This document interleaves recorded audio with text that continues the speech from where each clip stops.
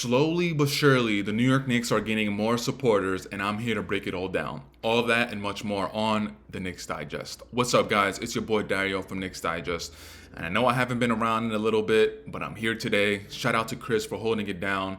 But I want to get into one of ESPN analyst Zach Lowe recently, who has his own podcast called The Lowe Post, had a segment talking about the New York Knicks and how much confidence he has in the Knicks going into the playoffs, going up against different teams.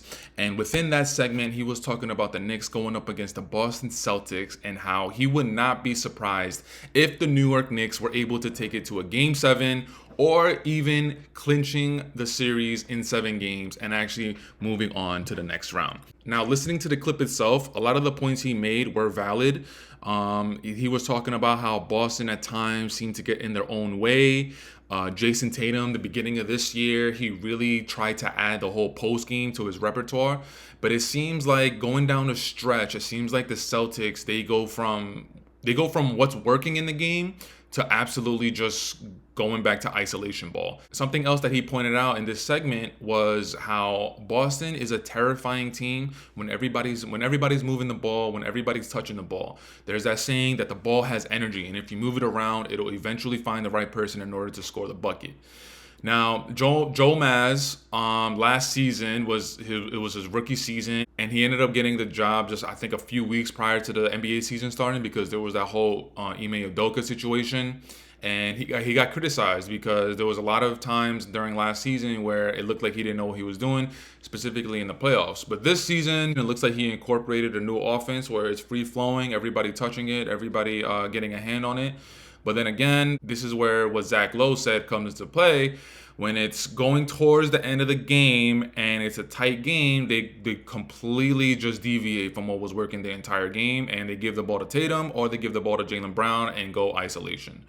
So Zach Lowe was saying that if the Celtics don't get in their way, the Celtics have a really good chance of coming out of the East. But from what he's seen, the Boston Celtics, they just seem to get in their way time and time again, and it's a perfect opportunity for the Knicks. So what I wanted to do is I actually wanted to take a look at the standings right now. As of today, the Celtics are first in the East, and the Knicks are fourth. So first round, the Knicks would actually face the Philadelphia 76ers, and as of right now, we don't know what the Sixers situation is because Joel Embiid, he actually just went out with meniscus surgery, and there's been reports saying that it's kind of up in the air. They don't know if he's coming back yet. They're gonna wait, and I believe it was like 3 to 4 weeks just to evaluate him and see how he feels. But all signs are pointing to Joel Embiid is not going to be returning this season. So what does that mean for the Knicks? That means that the first round matchup if the playoffs started today, the first round matchup between the Knicks and the 76ers, I would actually take the Knicks without a healthy Joel Embiid. Even with the healthy Joel Embiid, I would still take the Knicks in 7. But this time around, without a healthy Embiid, I'd probably take the Knicks in 5 or 6. The Boston Celtics would actually face the loser of the 7th and 8th seed because the play-in tournament, the winner of the 7th and 8th seed is cemented at the 7th seed. But the loser of that game plays the winner of the 9th and 10th seed. So as of today, it's Chicago Bulls going up against the Atlanta Hawks. And me personally, I haven't really seen a lot of both teams, but I would probably take the Atlanta Hawks. Trae Young has been severely underrated. I know there's been a lot of talk about his game, about he's selfish and he only looks out for himself. What Trae Young is able to do when April comes around is similar to Jimmy Butler. Not on Jimmy Butler's level, but I'm just saying to the fact that he's able to raise his game and able to make his teammates better. So for that matchup with the Chicago Bulls going up against the Atlanta Hawks, I would have the Atlanta Hawks. So then that would mean you would have a matchup between the Orlando Magic and the Atlanta Hawks fighting for cementing their 8th seed place in the Eastern Conference. And me personally, I would go with the Orlando Magic. 1, because I want to see some fresh blood in the playoffs. And 2, I love the Orlando Magic team. Franz Wagner, Mo Wagner, Wendell Carter Jr., Jalen Suggs, Markelle Fultz. That obviously the rookie of the year last season and such a bright future for Paolo Banchero.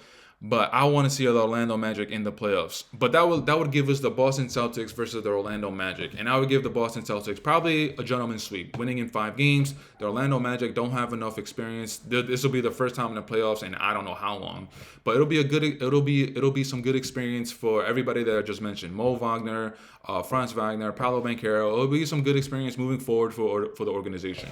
But now that the Boston Celtics got rid of the Orlando Magic. That means the second round would be between the Boston Celtics and the New York Knicks. So again, going back to Zach Lowe's point, the Knicks, with the trade deadline, picking up Bogdanovich, picking up Alec Burks, obviously OG Anunoby, Precious Achiuwa, the Knicks have made substantial moves in order to put themselves in a position to at least be a threat. I'm not saying contend in the East. I'm not saying Eastern Conference finalists. I'm not saying that. I'm just saying being a threat. And of course, we have to add the caveat that everybody at this time is going to be healthy. Mitchell Robinson went out, I believe, in December or maybe even late November with an ankle injury. He had surgery. He's right now in physical therapy. He's trying to get back. It looks like he's going to get back maybe within the last month of the season. So that's one person in our starting five that's out. OG Anunoby, I believe last week or maybe like a week and a half ago, it was reported that he went through elbow surgery because there was like a loose bone spur in his elbow, which was causing elbow inflammation. So he had surgery, and I believe he was going to be out from 2 to 3 weeks. So he's out. Another person out in our starting lineup. And of course, we have Julius Randle. Julius Randle, who just dislocated his shoulder maybe about a week or two, probably 2 weeks ago. When that injury happened, the report was that 3 weeks from that injury, he was going to get reevaluated. Now, Chris just dropped a video talking about an injury update regarding Julius Randle. I haven't been able to watch that video. So if in the video he says something different than I'm reporting right now, please don't quote me. Go check out Chris's video. But I'm going back to that initial report, which was 3 weeks evaluation from the injury. So that's probably going to take us to beginning of March. So Julius Randle, hopefully by the time he gets reevaluated, it seems like everything is okay, and it looks like he's probably going to end up pushing through it throughout the season and going into the playoffs, which, again, we're not going to get a healthy Julius Randle, so there might be situations in the playoffs where Julius Randle isn't looking like himself, he isn't being aggressive to going to the rim, and then there's going to be talk about Julius Randle doesn't come up big in the playoffs. We'll deal with that when it happens. So as far as right now, we're missing Mitchell Robinson, OG Anunoby, Julius Randle, the 3 players out of our starting 5. But again, in this video, in this hypothetical world, we're talking about everybody healthy. So the second round with the Boston Celtics going up against the New York Knicks, we have a starting 5 of Jalen Brunson at the 1, Dante at the 2, OG at the 3, Randle at the 4, and Mitchell Robinson at the 5. And the Boston Celtics starting 5, I believe, again, I don't watch the Celtics as much. I only watch them when they're going up against the Knicks, and sometimes if they're on ESPN or TNT. So I don't know the starting 5, so don't quote me. But I believe the starting 5 is something like Derek White at the 1, Jason Brown at the 2, Jason Tatum at the 3, Kristaps at the 4, and Al Horford at the 5. I think Al Horford comes off the bench, but I'm not entirely sure. But I like our chances. We got OG Anunoby, who's going to be able to not shut down, but make life difficult for Jason Tatum. OG Anunoby automatically is going to be put on the best player on the opposite team, and that's Jason Tatum. So, and we've seen OG Anunoby up until this point, what he's been doing, going up against teams like Luka, going up against teams like LeBron. Again, he didn't shut those players down, but he made life difficult. And as far as Kristaps, I feel like Kristaps is going to be the key ingredient to Boston the whole entire season going into the playoffs. If Kristaps Porzingis is healthy going into the playoffs and for the entire playoffs, Boston Celtics are extremely dangerous. He adds a different element to the team that they haven't had in so long, if ever. I feel like Kristaps Porzingis puts everybody in their natural place. It lessens the pressure off of Jaylen Brown and Jason Tatum's shoulders. More so Jaylen Brown, because even though there's talk that Jason Tatum doesn't come up big in the playoffs and in clutch situations, I still give the nod to Jason Tatum. I've seen him go into Milwaukee in Game 6. Facing elimination, dropping a 40 or 45 ball against Giannis and the Milwaukee Bucks. Jaylen Brown's another situation. In other clutch moments, you've seen him completely crumble and just be a shell of himself. But now let's talk about the bench. Okay, so now our starting 5 coming off the bench, we have Isaiah Hartenstein. Coming off the bench, we have Bogdanovich coming in for Randle. Coming off the bench, we have Alec Burks. Coming off the bench, we have Josh Hart. I like my chances going into the playoffs. Again, if everybody's healthy. Not even just the Boston Celtics, but just for the playoffs in general and just looking just on the outlook of what the playoffs could look like, I really like our chances of making a really, really deep run. And by a deep run, I don't mean second round of the playoffs. I mean making the Eastern Conference Finals appearance. As I keep saying time and time again in our videos, the Milwaukee Bucks, everybody has a question mark. Milwaukee Bucks and Doc Rivers. Doc Rivers is As far as right now, he has not proven to be a coach that can actually coach the team when the pressure is at its highest. He has the most 3-1 losses of any coach. He has the most Game 7 losses of any coach. And it looks like he's going to end up with the most Hall of Fame players, the most talent that hasn't won at the pace or at the level that everybody expects him to win. That's a question mark for Milwaukee. Philadelphia 76ers, like I just finished saying, Embiid might not even come back to the season with his meniscus tear. The Boston Celtics, again, Jason Tatum, Jaylen Brown, these players, like there have been conversations that they wither, that they crumble under clutch situations. So if another clutch situation comes up, are they going to actually rise up to the occasion, or are they going to show us what they've been showing us lately, which is crumbling? And also Kristaps Porzingis. Kristaps Porzingis is injury prone. Ever since he tore his ACL with the Knicks, then he got traded to Dallas. Dallas, he wasn't really injured. It was more so the chemistry between him and Luka. Kristaps, on an episode with the JJ Redick podcast, he told JJ that he thought he was the best player, which is why the chemistry between Luka and him didn't really work out. And then he got shipped off to Washington, D.C. In D.C., it was a lot of empty stats. I believe he averaged 20 and 10. But again, those stats were in a season where he was absolutely playing for nothing. Which Kristaps Porzingis are we going to see in this playoff run where there's actually something on the line? For the Boston Celtics, it's absolutely championship or bust. They've made deep playoff runs. I can't even count how many times anymore. Ever since Tatum was a rookie, they've been going to the, at minimum, Eastern Conference Finals every season. You always got to be wary of Miami because Miami Heat, they're zombies, man. They just coast through the regular season. They try to get through it as healthy as possible. And we see Jimmy Butler is like, he honestly does not care about the regular season. He doesn't care about being an all-star. He doesn't care about making the all-star game. Like, he just want to get to the playoffs in order to show everybody that he deserves to be in the top 10 NBA players. Maybe even top 5. I'm going to leave that there. But yeah, we got to always be wary of Miami Heat. Jimmy Butler recently had a quote in an article saying that the only thing that matters to him is winning. And up until this point, he's gotten so close to winning. He's been able to taste it. He's been able to smell it.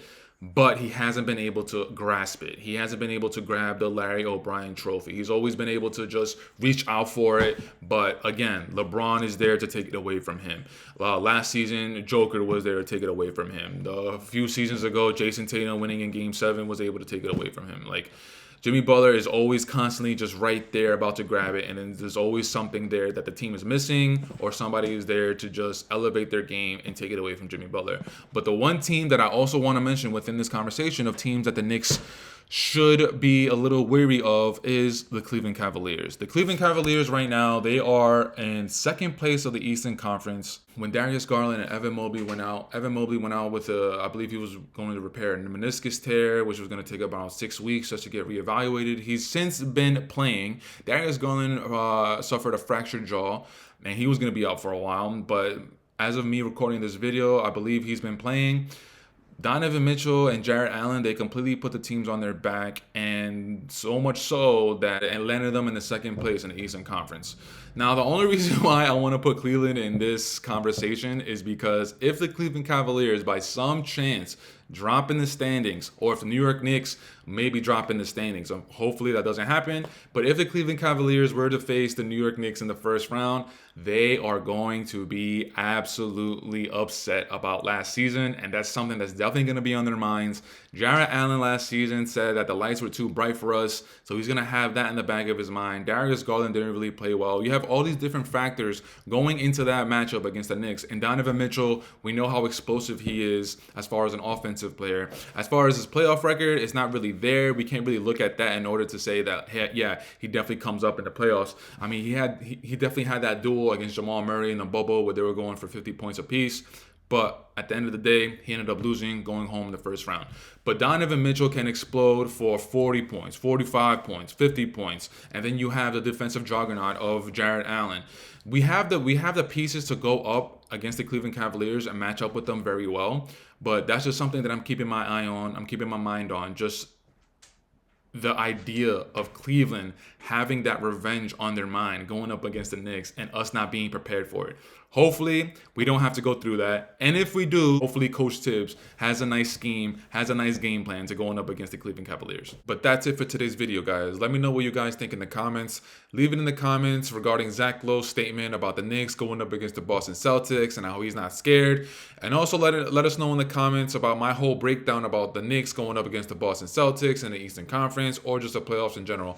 But until next time, guys, I'll catch you on the next video. Peace.